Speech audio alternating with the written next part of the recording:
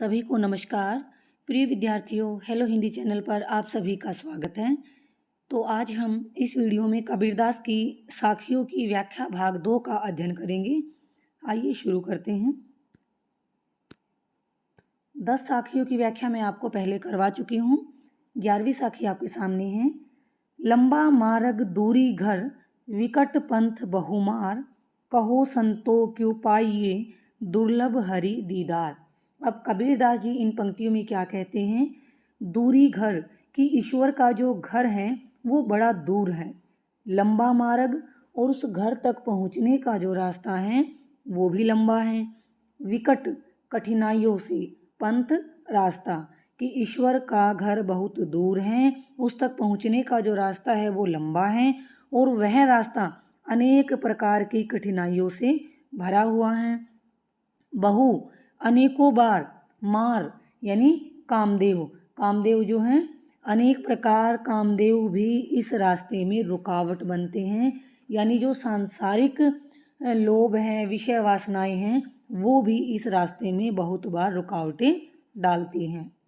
कहो संतो क्यों पाइए, तो कबीरदास सज्जनों से ही प्रश्न करते हुए क्या कहते हैं कि हे सज्जनों, आप ही बताओ कि उस ईश्वर को कैसे पाया जा सकता है, कैसे प्राप्त किया जा सकता है। दुर्लभ हरि दीदार, ईश्वर के दर्शन जो हैं वो बड़े दुर्लभ हैं, कठिन हैं। ईश्वर को इतनी आसानी से पाया नहीं जा सकता क्योंकि उस तक पहुँचने का जो रास्ता है, जो साधना का रास्ता है, वो कठिनाइयों से भरा हुआ है। 12वीं साखी देखिए। कबीर चित चमकिया, चहुदिस लागी लाई। कबीरदास जी क्या कहते हैं? चहुदिस, चारों दिशाओं में, लागी लगी हुई है, लाई जो आग, आग कैसी? सांसारिक विषय वासनाओं की जो अग्नि है वो चारों दिशाओं में, सारे संसार में विषय वासनाओं की अग्नि फैली हुई है। कबीरदास जी कहते हैं उसके कारण मेरा हृदय चमकिया, चंचल हो गया है कि चारों तरफ जो मोह माया रूपी, विषय वासनाओं रूपी अग्नि जो फैली हुई है, उसे देखकर मेरा मन जो है, हृदय जो है, वो चंचल हो गया है। हरि सुमिरन हाथों घड़ा, बेगे लेहू बुझाई कि अब तो ये जो अग्नि फैली हुई है उसको हम कैसे बुझा सकते हैं?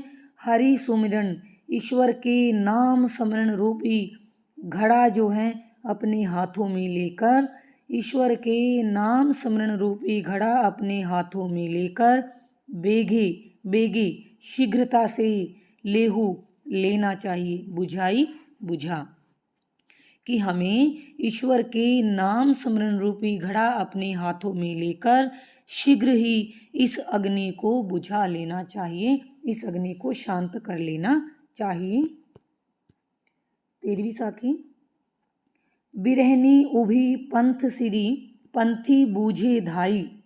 अब जो विरहनी आत्मा है, विरहनी आत्मा उभी खड़ी हुई है, पंथ होता है मार्ग, सिरी होता है किनारा, कि विरहनी जो जीवात्मा है वो इस संसार के मार्ग रूपी किनारे, संसार रूपी मार्ग के किनारे पर खड़ी हुई है। पंथी और उस मार्ग पर आने जाने वाले जो पथिक हैं, यात्री हैं, बूझे धाई, उनसे वो पूछ रही हैं, पथिकों से अपने प्रियतम यानी ईश्वर के बारे में पूछ रही हैं। एक शब्द कि कोई एक शब्द कही कह दो, पीयू का, मेरे प्रिय का, मेरे प्रियतम का कोई एक शब्द, कोई उसका संदेशा मुझे सुना दो। कब रे मिलेंगे आई, कि कब आकर वो मुझसे मिलेंगे, कोई उसका संदेशा आकर मुझे सुना दो। एक बार फिर से देख लीजिए। विरहिणी आत्मा इस संसार रूपी मार्ग के किनारे पर खड़ी हुई हैं और वो उस मार्ग पर आने जाने वाले पथिकों से अपने प्रिय के बारे में पूछ रही हैं कि कोई तो एक शब्द या संदेशा मेरे प्रिय का मुझे सुना दो, कब आकर वो मुझसे मिलेंगे। यानी जो आत्मा परमात्मा से मिलने के लिए बेचैन है, व्याकुल है। आगे क्या कहती है वो? आई न सको तुझ पे, सकून ने तुझ बुलाई। विरहिणी आत्मा, जीवात्मा कहती है कि आई न, आ नहीं सको सकती तुझ पे, तुम्हारे पास, कि हे प्रभु, हे प्रिय, कि मैं स्वयं भी तुम्हारे पास नहीं आ सकती, सकूँ ने तुझ बुलाए, और मेरे अंदर इतना सामर्थ्य भी नहीं है कि मैं तुम्हें ही अपने पास बुला लूँ। जियरा यो ही लेहोगे, जियरा होता है हृदय, यो ही ऐसे ही, लेहोगे लेना, कि क्या तुम मेरा हृदय, यानी यहाँ पर प्राण है, हृदय मतलब प्राण, यहाँ पर हम लगाएंगे प्राण, कि क्या मेरे प्राणों को आप ऐसे ही ले लोगे, हरण कर लोगे। विरह तपाई तपाई, अपनी वियोग में तड़पा तड़पा कर। हे प्रिय, हे प्रभु, क्या अपने वियोग में मुझे तड़पा तड़पा कर मेरे प्राणों को आप ऐसे ही हर लोगे। आगे देखिए, यहू तन जालो मसी करूं, जू धुआ जाई सरग्गी। अब विरहणी आत्मा आगे क्या कहती है, यहू तन, कि मैं इस शरीर को जालो जलाकर, मसी राख या शाही, कोई भी अर्थ हो सकता है, करूं कर लूं, कि मैं अपने इस शरीर को जलाकर उसे राख में बदल लूं, राख कर लूं। जू जिस प्रकार या जैसे, धुआं उससे उठने वाला धुआं, जाई जाएगा सरगी स्वर्ग में, कि मैं अपने इस शरीर को जलाकर उसे राख में बदल लूं और उससे उठने वाला धुआं जो है वो स्वर्ग में जाएगा। मति शायद, वे राम वो प्रभु दया करें, मेरे ऊपर अपनी अनुकंपा कृपा करें, बरसी और बरस कर अपने प्रेम की वर्षा करके बुझावे अग्नि, मेरी इस अग्नि को शांत करे। जो विरह की अग्नि जल रही है मेरे हृदय में, उसे वो शांत करें। विरहिणी आत्मा कहती हैं कि मैं अपने शरीर को जलाकर उसे राख में बदल लूं, तब्दील कर लूं और उससे उठने वाला धुआं स्वर्ग में जाएगा।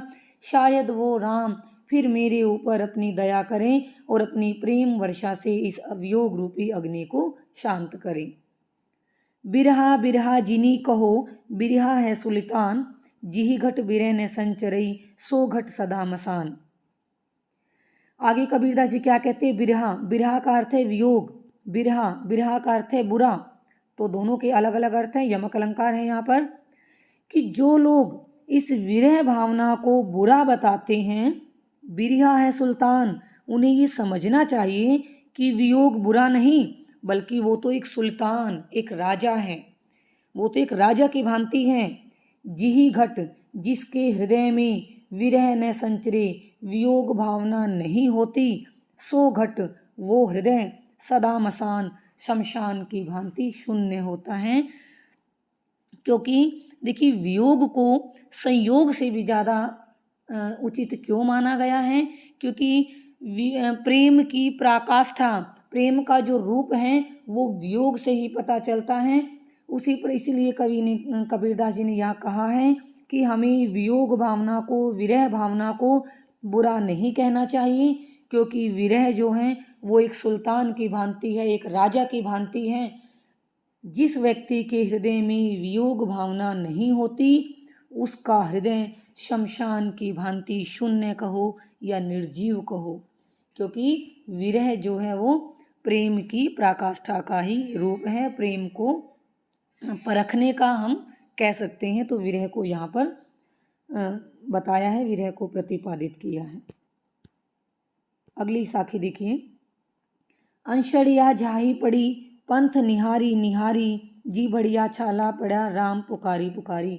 अब वो विरहिणी आत्मा क्या कहती हैं, पंथ निहारी निहारी, कि हे प्रभु, आपके रास्ते को निहारते निहारते, यानी आपके आने की बाट जोहते जोहते मेरी जो आँखें हैं झाई पड़ी। झाई देखिए, झाई छाया भी होती है, आँखों के नीचे जो छाया सी बन जाती है उसको भी कह सकते हो, और दृष्टि का कमज़ोर होना भी कह सकते हो, कि हे प्रभु, आपके रास्ते को ताकते ताकते, आपकी बाट देखते देखते मेरी आँखें भी कमज़ोर हो गई हैं, मेरी दृष्टि भी कमज़ोर पड़ गई हैं।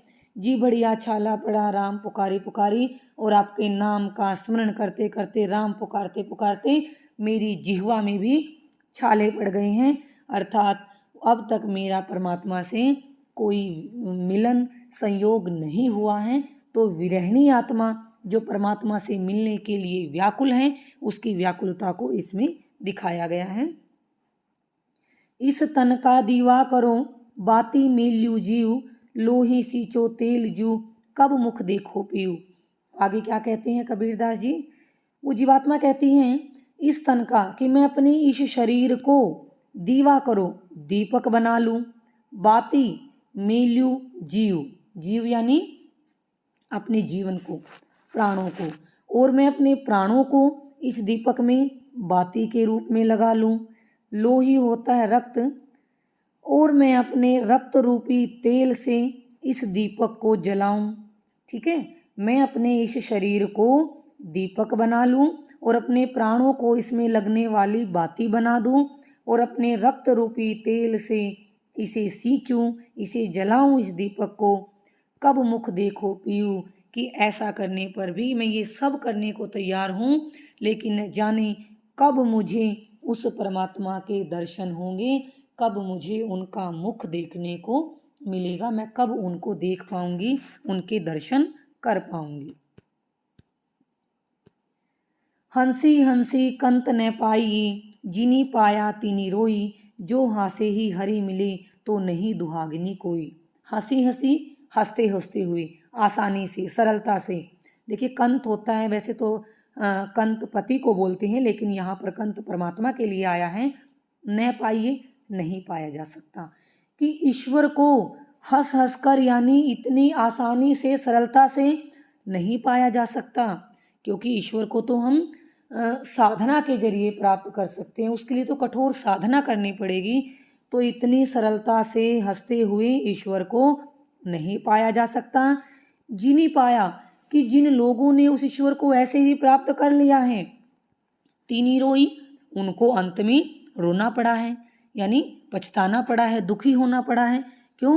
क्योंकि ईश्वर को पाने का जो रास्ता है वो कठिनाई से भरा है, साधना पर चलकर उनको पाया जा सकता है, और ऐसे ही अगर आपने प्राप्त कर लिया तो आपको अंत में पछताना ही पड़ता है, दुखी होना ही पड़ता है। जो हासे ही हरि मिली, कि अगर हंसकर ही, सरलता से ही ईश्वर मिल जाते तो इस संसार में कोई भी व्यक्ति, कोई भी जीवात्मा दुहागिनी, दुर्भाग्यशाली नहीं होता। यानी प्रत्येक मनुष्य को फिर ईश्वर की प्राप्ति हो जाती, अगर उनको पाना इतना ही सरल होता तो। अर्थात कबीरदास जी क्या कहना चाहते हैं, कि परमात्मा की जो प्राप्ति है उसका रास्ता बड़ा कठिन है, कठिन साधना करके ही प्रभु को प्राप्त किया जा सकता है।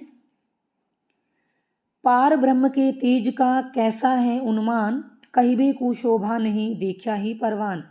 अब आगे कबीरदास जी कहते हैं पार ब्रह्म, जो पार ब्रह्म यानी ईश्वर है, परमात्मा है, उसका तेज, उसका प्रकाश, उसकी ज्योति कैसी है, अनुमान, उन्मान, उस चीज़ का अनुमान भी नहीं लगाया जा सकता, कि परमात्मा का जो प्रकाश है, जो ज्योति है, वो कैसी है, देखने में कैसी है, उस चीज़ का हम अनुमान भी नहीं लगा सकते। कहिबे को, कहने की, शोभा नहीं, शोभा नहीं, यानी ईश्वर का जो सौंदर्य है, उसका जो प्रकाश है, जो ज्योति है, वो कहिबे को, कहकर उसको बताया नहीं जा सकता। ईश्वर की जो शोभा है वो वर्णन से परे है, उसको शब्दों के द्वारा बताया नहीं जा सकता। देखा ही परवान, वो उसका प्रकाश तो देखने से ही प्रमाणित होता है, यानी देखकर ही उसको अनुभव किया जा सकता है। वो अनुभव की वस्तु है, वो शब्दों के माध्यम से व्यक्त करने की वस्तु नहीं है।